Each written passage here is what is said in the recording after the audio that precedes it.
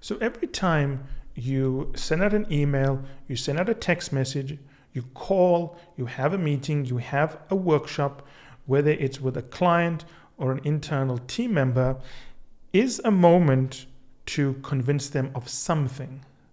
Oftentimes, we're trying to get people to change their minds.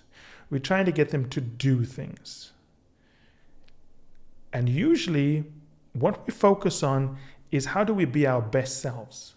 How do we come up with the best argument? How do we come up with the best insight? How do we come up with the best story to sway the client to change their minds?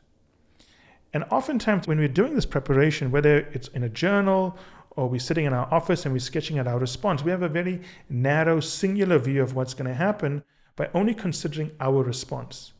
And that's one of the reasons people struggle with influence and gravitas and so on, is that we tend to forget that if you're talking to a client, for example, there's probably 5 other people from rival companies having the same conversation with a client, trying to get that client to work with them.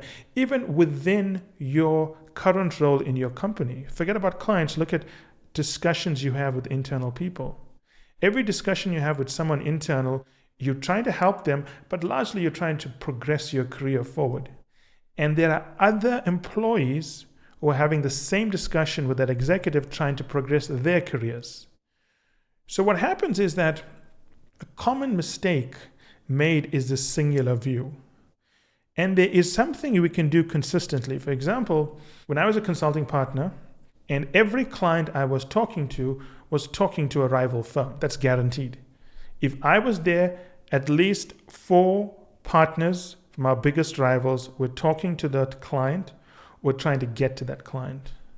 So if I wanted to talk about corporate strategy or corporate risk to the largest oil company in Asia, 4 of our rival partners were having the same discussion. And there's a technique we use whereby we can stop the conversation that the client is having with the other partners. There's a technique we use where we can stop the conversation that an executive is having with other employees and create a situation whereby that executive and that client is only having the conversation with you.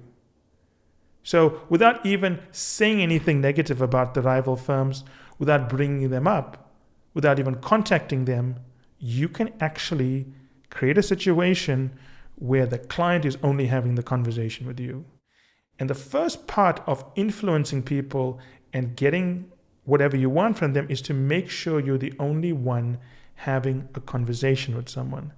And that's a technique that we've used extensively that we're going to teach in this program.